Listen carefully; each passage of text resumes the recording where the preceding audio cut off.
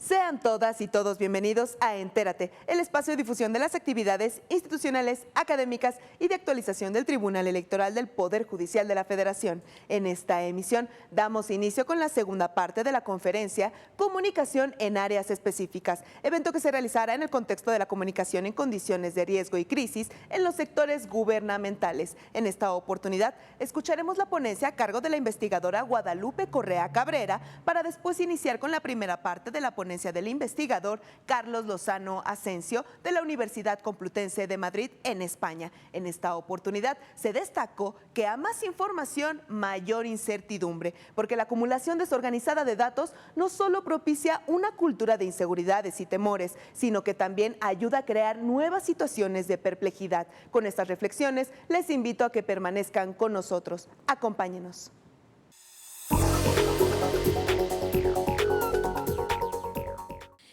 Paso ahora el uso de la palabra y en concordancia con los temas que ocupan esta mesa a la doctora Guadalupe Correa Cabrera. Ella nos va a hablar del tema de seguridad. Pasamos de lo judicial a la seguridad y después nos quedaremos con dos temas fundamentalmente de índole social. La doctora Guadalupe Correa Cabrera ha sido becaria Fulbright, tiene un doctorado en Ciencias Políticas en la New School for Social Research y una licenciatura en Economía por la Universidad Iberoamericana. Es de nuestros fuga de cerebros, quisiera yo decir. Manuel también, eso hay que mencionarlo, aunque trabajan permanentemente con nosotros. Es profesora investigadora y directora del Departamento de Gobierno en la Universidad de Texas en Brownsville. Su libro más reciente lleva el título de Democracy in Two Mexicos: Political Institutions in Oaxaca and Nuevo León, publicado por Palgrave. Actualmente desarrolla un proyecto de investigación sobre violencia y crimen organizado en la frontera Tamaulipas-Texas, apoyado por la Open Society Institute y el Social Science Research Council como parte del programa Drogas, Seguridad y Democracia. Así que pues yo quisiera felicitar y agradecer a Guadalupe. Hemos tratado de convencerla que se venga a trabajar el CISAN, pero pues I have not been lucky. Pero bueno, entonces Guadalupe, bienvenida a tu casa, aunque va a estar un año con nosotros. Muchas gracias. Muchas gracias, Silvia. Es un honor poder estar aquí con ustedes y es un honor poder tener la amistad del CISAN y el apoyo del CISAN. Y bueno, evaluaremos esta fuga de cerebros porque realmente creo que México necesita personas aquí en México también. Entonces, evaluaremos esa posibilidad. Y bueno, yo quiero… ¿Cómo surge este proyecto? Me gustaría hablar sobre el tema de la seguridad, la utilización de medios, pero me voy a enfocar en las redes sociales. Como sabemos, la llamada guerra contra las drogas, declarada, o la estrategia de seguridad del gobierno mexicano desde la administración pasada, se llamó la guerra contra las drogas, pero en realidad es una estrategia de seguridad que medios de comunicación de diferentes maneras. Y yo me voy a centrar en el papel de las redes sociales, pero quiero primero hacer un paréntesis y llamarles la atención con respecto al uso de los medios de comunicación, no solamente por el Estado, no solamente por la sociedad civil, también por la delincuencia organizada. Cómo esta declaración de la guerra contra las drogas involucró a muchos actores en los diferentes medios. Los periodistas empezaron a presentar imágenes de descabezados, de desmembrados, de narcomantas. Todos los medios de comunicación formales y los informales empiezan a presentar una situación en el país derivada de del involucramiento de las instancias federales en la lucha antinarcóticos, supuestamente, que en realidad es una lucha en contra de la delincuencia organizada, porque no solamente estamos hablando de drogas, estamos hablando de nuevos grupos. Actualmente estoy escribiendo un libro sobre los Zetas y lo que implica la generación de este grupo en lo que se refiere a la delincuencia organizada, una ampliación de las actividades de estos grupos. Los Zetas, y no solamente los Zetas, sino en realidad los grupos que antes que Calderón decidiera declarar una guerra contra el narcotráfico o decidiera tomar una acción de política de seguridad no convencional, involucrando a las Fuerzas Armadas en cuestiones de seguridad pública, lo cual es una estrategia no convencional y probablemente no fundamentada en algunas las legislaciones en la Constitución mexicana, pero esto dio como consecuencia una expansión en la violencia en México que ya venía dada por una guerra entre la Federación, que es el cártel de Sinaloa y otros cárteles, y el cártel del Golfo, que en ese momento estaba conformado estaba cooperando con los Zetas y el cártel del Golfo en una alianza que se llamó la Compañía. Esto dio como consecuencia una declaración de guerra y en este contexto los medios de comunicación y las redes sociales han jugado un papel muy importante. Esto es parte de un texto de un libro que Manuel lo conoce, que está en proceso de finalización. Se llama el ciberespacio, el nuevo campo de batalla en la guerra contra las drogas, que es realmente describir qué es lo que ha pasado en redes sociales, que ha sido un complemento a las estrategias de los diferentes actores, de la sociedad civil, del Estado y de la delincuencia organizada, y cómo se ha trasladado todas las dinámicas de la situación en el país en cuestión de seguridad, en medios formales ya lo sabemos, pero en medios informales, en redes sociales, que ha sido muy interesante. Quiero empezar con el tema de los medios, del silenciamiento de medios de comunicación, de la censura por parte del Estado y la censura por parte de la delincuencia organizada. Hemos visto el manejo de los medios de comunicación por parte del Estado mexicano y eso pasó en la administración pasada. En esta administración se ha diluido un poco el tema. En la administración pasada es una guerra, buenos contra malos, el Estado estaba librando una batalla, así se manejó el discurso, pero en realidad esta generación de violencia extrema y la participación de los Zetas dio como consecuencia el control de medios de comunicación, de carreteras, por la violencia tan grande que se concentró en el lado del país, empezando obviamente en el estado de Tamaulipas, extendiéndose a Nuevo León, Coahuila y yéndonos para abajo por todo el Golfo de México. Entonces, el control de medios de comunicación dio como consecuencia que hubiera otros canales, se abrieran otros canales de información. En primer lugar, yo empiezo a estudiar el papel de las redes sociales como una manera que utiliza la sociedad civil para romper el cerco mediático, y como muchos de nosotros empezamos a hablar del tema del periodismo ciudadano, de la manera en cómo informar, y empezamos a tratar de entender cómo funciona esto.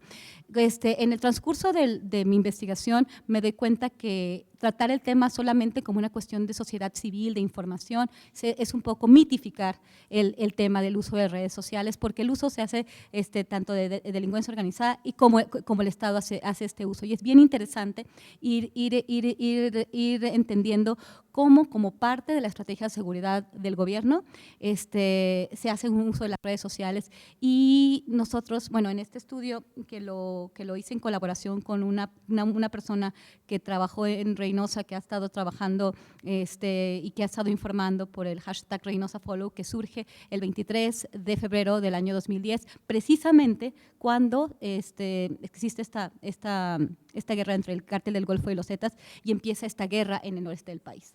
Entonces, esto empieza la sociedad civil a informar y nos vamos dando cuenta cómo empieza a participar la sociedad y cómo algunas plataformas, no solamente el Twitter, pero también los blogs, cómo empieza a surgir plataformas como Frontera Rojo Vivo, Blog del Narco, que aparentemente son plataformas ciudadanas, empiezan como plataformas ciudadanas para presentar una situación que ellos están viviendo que no la presentan supuestamente los medios de comunicación formal, que también esto es un poco, es una cuestión un poco mitificada porque los medios estaban presentando en ese momento una situación de guerra que por un lado estaba contribuyendo a justificar la militarización del país. En estas redes sociales con el anonimato no sabemos quién está detrás de estas plataformas o cómo han cambiado de manos. Ese es el caso probablemente de plataformas como Blog del Narco y la utilización de Twitter o de algunos hashtags que han sido muy populares y que empiezan a ser pioneros en el estado de Tamaulipas, donde surgen los Zetas, donde es su casa y donde empieza a expandir un modelo de control territorial por grupos de delincuencia organizada militarizada.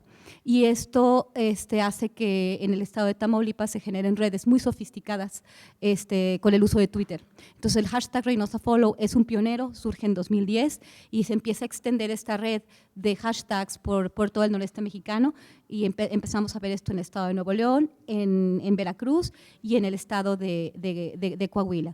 Sin embargo, y allí son estas 4 partes del contenido de este libro, es primero la sociedad civil, cómo son los pioneros, pero bueno, voy a pasar entonces a las partes más interesantes. A la participación del Estado y al tema de paramilitarismo cibernético. La participación del Estado. Hay otros estudiosos que han hecho un análisis de cómo la delincuencia organizada ha estudiado, cómo ha utilizado estos medios. Pero el Estado ha sido, bueno, obviamente nosotros estuvimos observando algunos actores que empiezan a tomar, empiezan a imitar o a tomar como un ejemplo la utilización ciudadana de las redes sociales. El caso de Valor por Tamaulipas y Valor por Michoacán es muy interesante en ese sentido. Si uno curar la información quiere decir estar frecuentemente en redes sociales y entender quiénes son los actores y estar realmente todo el tiempo viendo quién es quién. Es importante porque se puede hacer un análisis formal y hasta incluso académico, utilizar una metodología con redes sociales curando la información.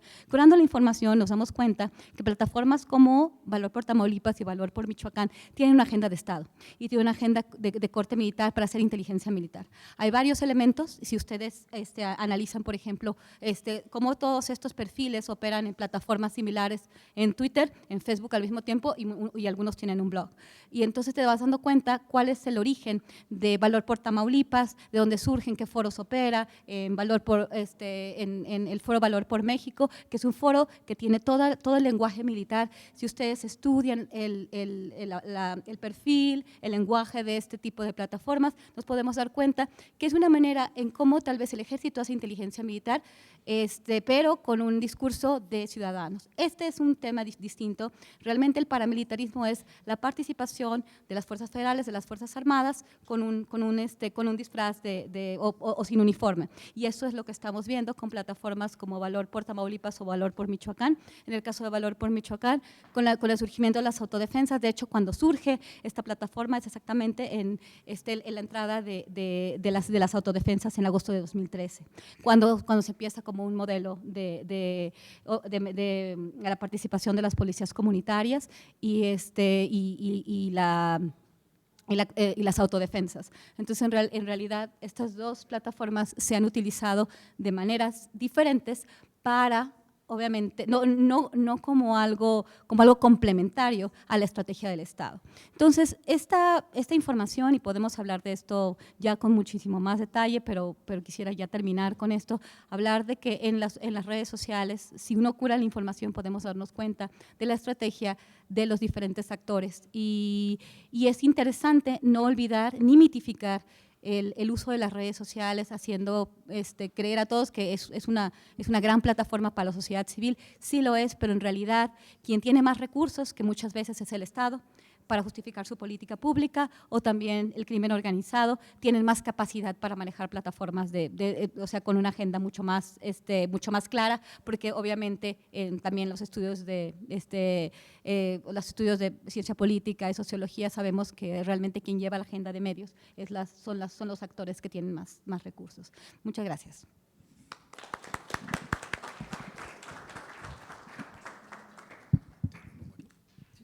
Muchísimas gracias a Guadalupe por su muy interesante presentación.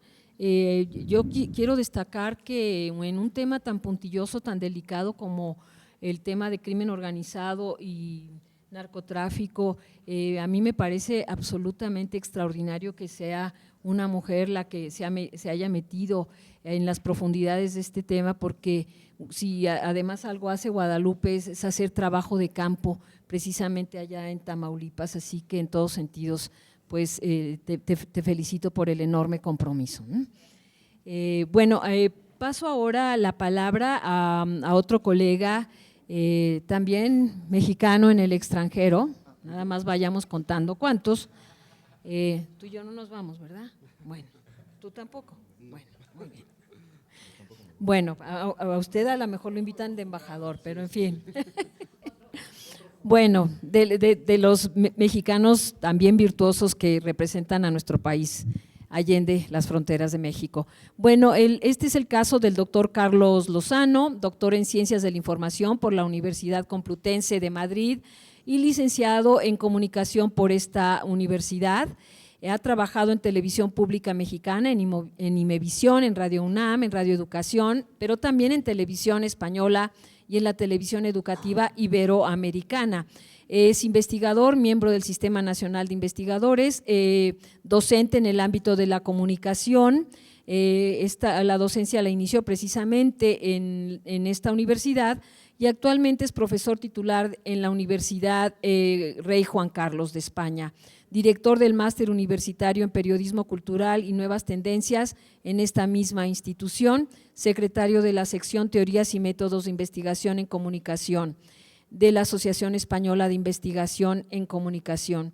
Entre sus proyectos destacó la construcción del mensaje instructivo y ético sobre riesgos naturales en los medios de comunicación. Cuenta con múltiples publicaciones en revistas internacionales. Bienvenido, Carlos, es un placer tenerte aquí.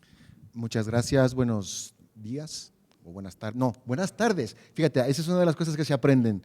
Allá después de comer se dice buenas tardes, aquí es antes. Bien, buenas tardes. Antes que nada agradecer a Silvia y a Manuel el haberme invitado y reconozco que el invitarte a tu propia casa tiene una sensación muy especial y en realidad lo quiero agradecer. Bien, yo voy a hablar sobre un trabajo concreto de caso que hemos hecho el año pasado con el patrocinio de la Fundación MAFRE, a propósito de, como dice el título, la narrativa audiovisual de las quiebras del acontecer, que dicho ese título más técnico sería ¿Cómo se ven los riesgos y las catástrofes en la tele?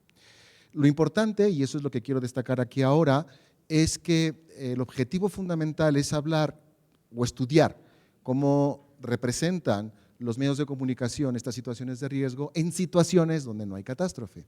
Porque cuando tenemos un prestige, cuando tenemos un tsunami en Fukushima, etcétera, etcétera, es normal que los medios de comunicación se vuelcan, cambian las rutinas periodísticas, exceden en el tiempo y de alguna forma es un caso excepcional y por lo tanto merece nuestra atención, no solamente como espectadores, sino que también, sobre todo, como investigadores. Pero ¿qué pasa cuando estos temas están tratados en situaciones en donde no nos encontramos en una situación expresa de riesgo ni de catástrofe? Pues nosotros nos llevamos a esta tarea. También hay que decir que tuvimos mucha suerte porque nunca se sabe qué iba a pasar. Entonces, durante el año 2013 a 2014 hicimos esta investigación, tuvimos esa suerte y estos son parte de esos resultados. Quiero decirlo porque con el tiempo que tengo no voy a poder comentarlo todo.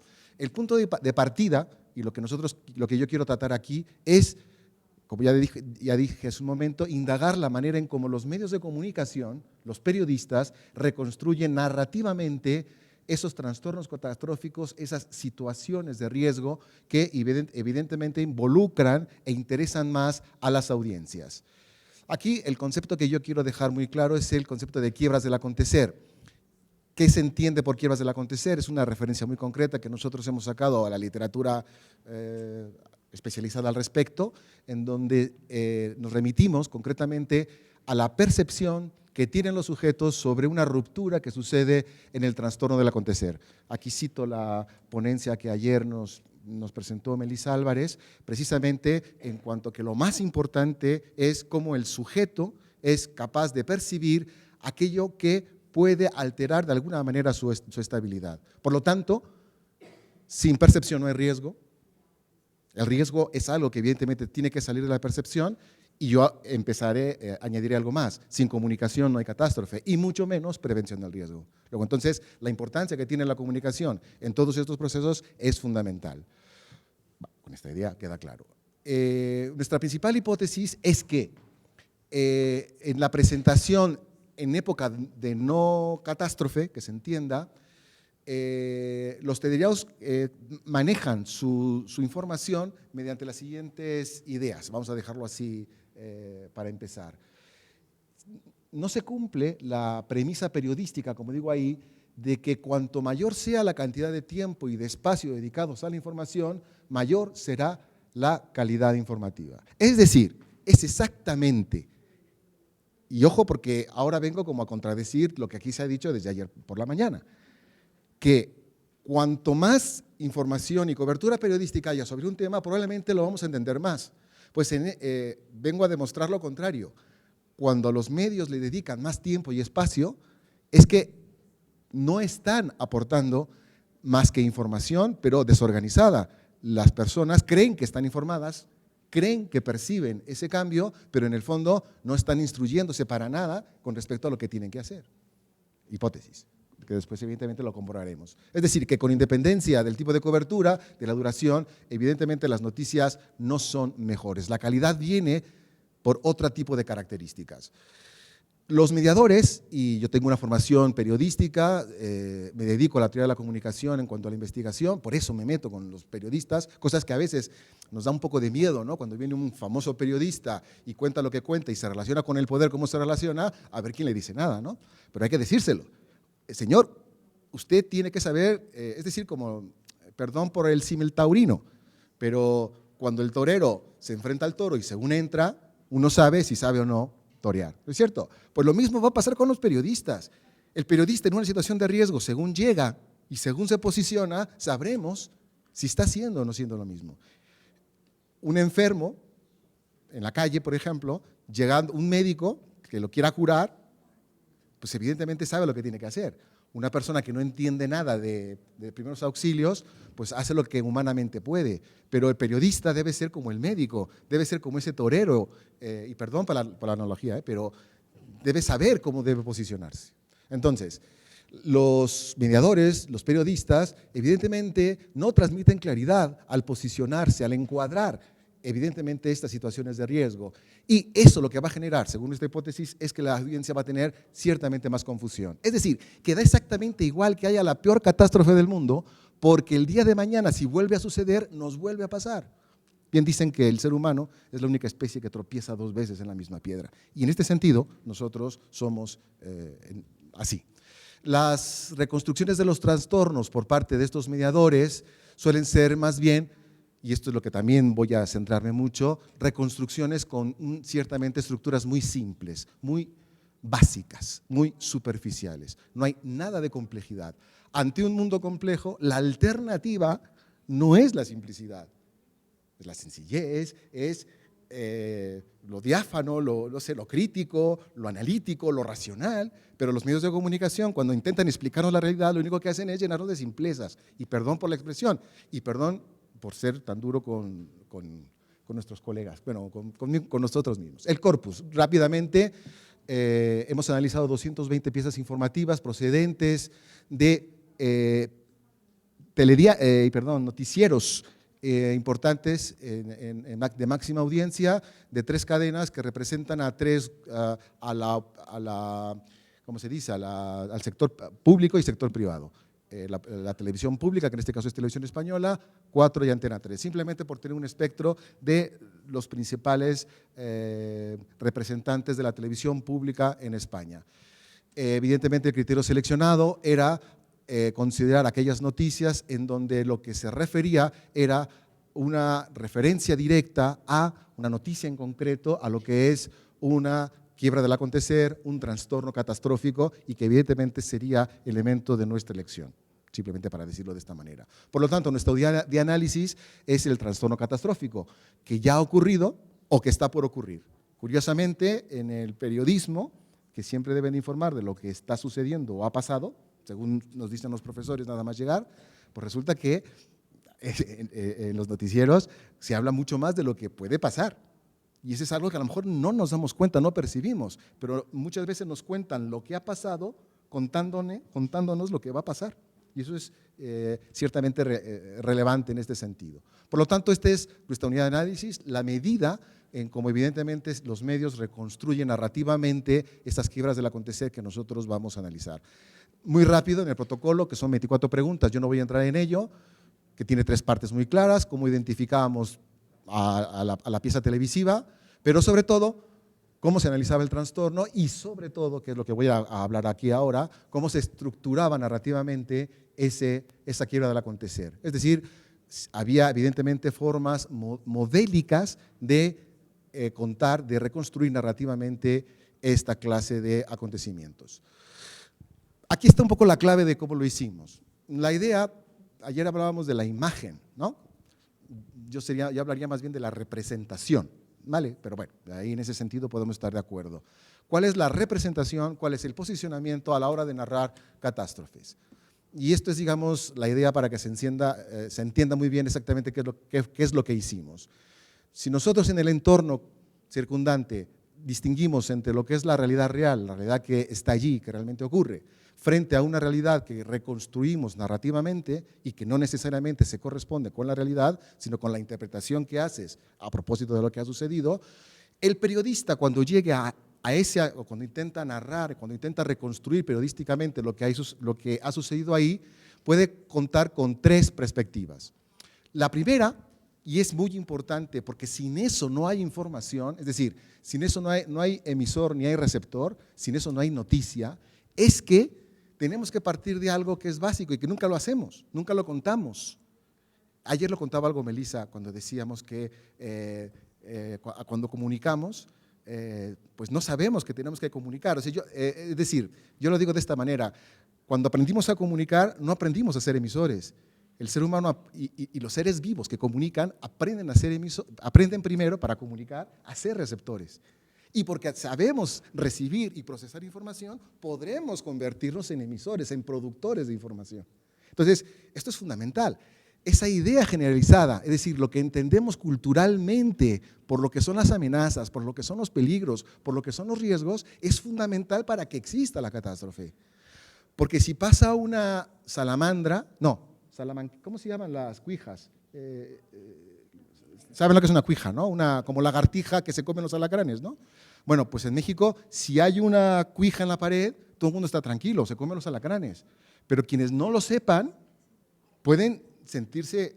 Entonces, ese es el punto de partida, es una información, es algo que culturalmente nos lleva a entender que eso, lo que puede significar.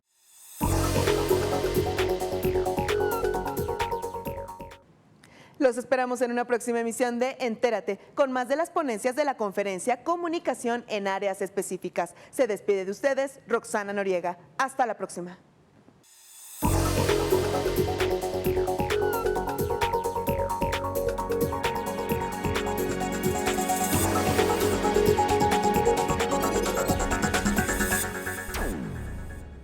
Este año, elegiremos diputados federales y autoridades en 17 entidades federativas. Las y los mexicanos podemos tener la certeza de que contamos con instituciones fuertes. Muestra de ello es el reconocimiento que recibió el Tribunal Electoral como la mejor institución electoral del año, entre órganos de todo el mundo. Lo que ratifica nuestro trabajo de cara al proceso electoral 2015. Tribunal Electoral del Poder Judicial de la Federación. Tú tomas la decisión, nosotros la protegemos.